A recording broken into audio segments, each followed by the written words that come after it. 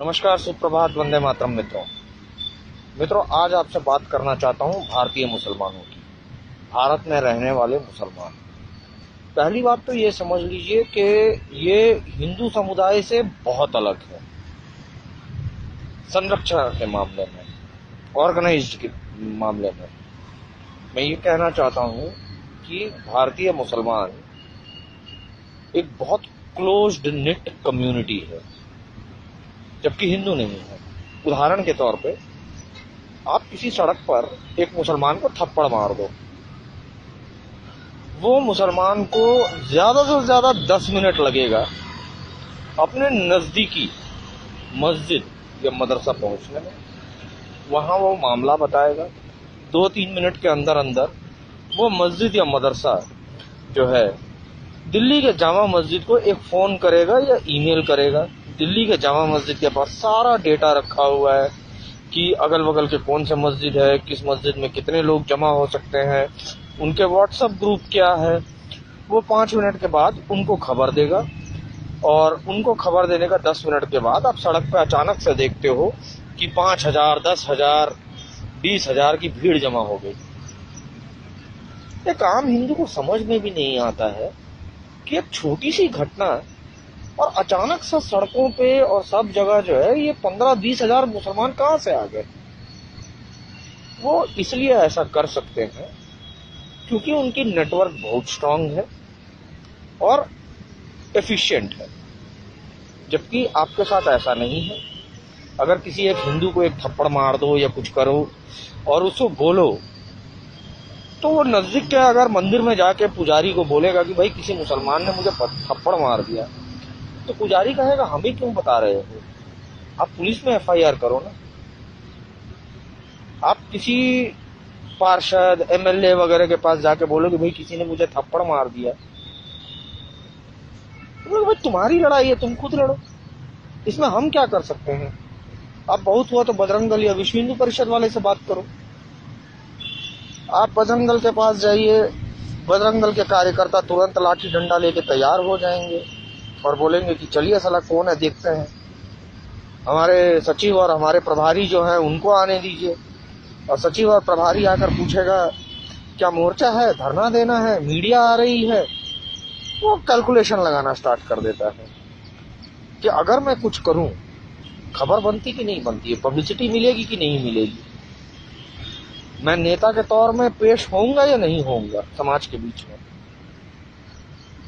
ऐसी सोच आमतौर पे हिंदू नेतागण रखते हैं, मुसलमान नहीं रखते हैं। मुसलमान वेरी क्लियर है कि हमें सिर्फ और सिर्फ मजहब के लिए खड़ा होना है। तो दोनों का जो स्ट्रक्चर है ये अलग है। अब आप लोगों को लग रहा होगा कि ये अन्ना जो है ये सुबह सुबह ये ऑर्गेनाइज स्ट्रक्चर के बारे क्यों बात करने बैठ गए। मित्रों, मैं बता दूं कि बृहस्पतिवार को पुलवामा में आतंकी हमला हुआ।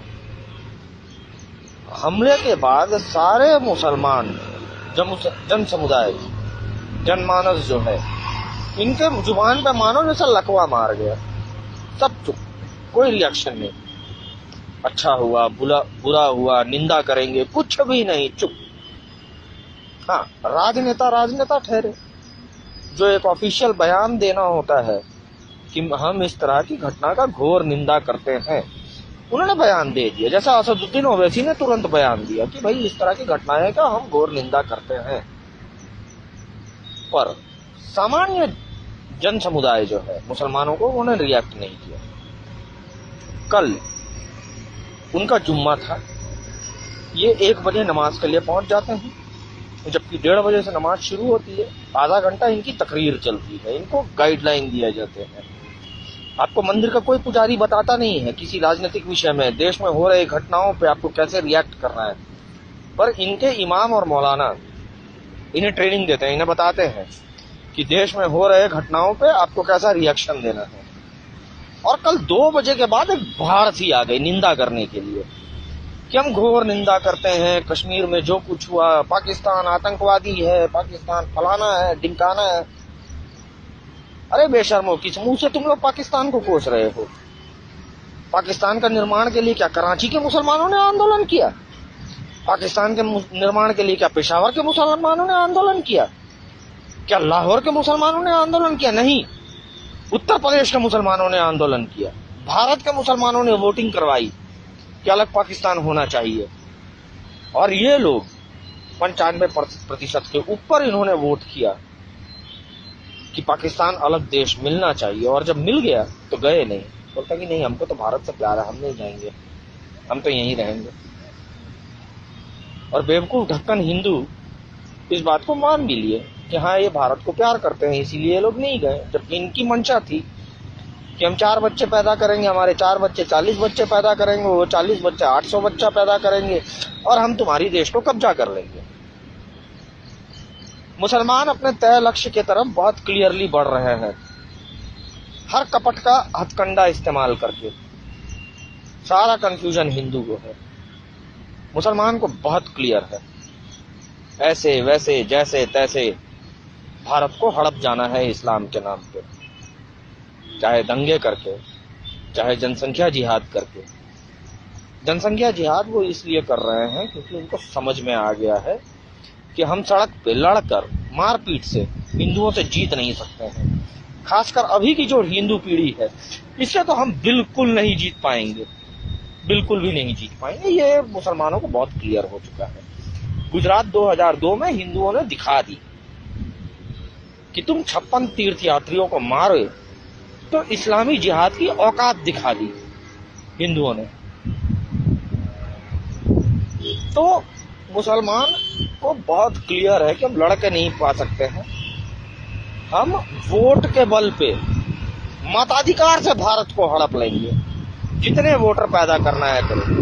अगर अपने घर में कम पड़ रहे हैं तो बांग्लादेशी लोग को घुसा लो, रोहिंग्या को घुसा लो, उन्हें वोटर आईडी कार्ड दे दो, पर लक्ष्य एक ही है, भारत को हड़प जाना है।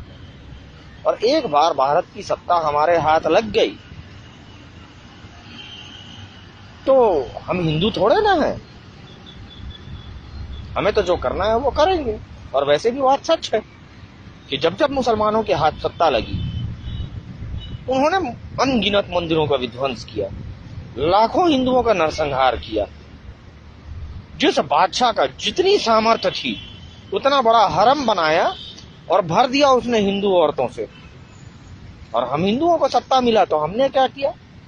आधार कार्ड को बैंक अकाउंट के साथ लिंक किया, बैंक अकाउंट को जो है पैन कार्ड के साथ लिंक किया। वे ऐसा नहीं करेंगे, उनके हाथ सत्ता लगने की देरी है। वो दिखा चुके हैं कि पाकिस्तान और बांग्लादेश में हिंदू कैसे विलुप्त हो सकते हैं, और वो चीज वो भारत में भी कर देंगे। उनके राह में रोड़ा सिर्फ हम जैसे लोग हैं जो उनको चैलेंज कर बैठे हैं। तुम ऐसे वैसे जैसे तैसे जो भी तरीका अपना लो, भारत अनादिकाल से हिंदुओं का है और हिंदुओं का ही रहेगा।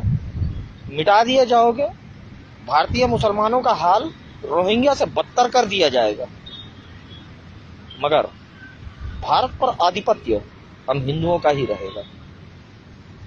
और वैसे भी चैलेंज लेकर काम करने का मजा ही अलग है, और यह धमक सिर्फ हिंदुओं की होती है। धन्यवाद। वंदे मातरम मित्रों।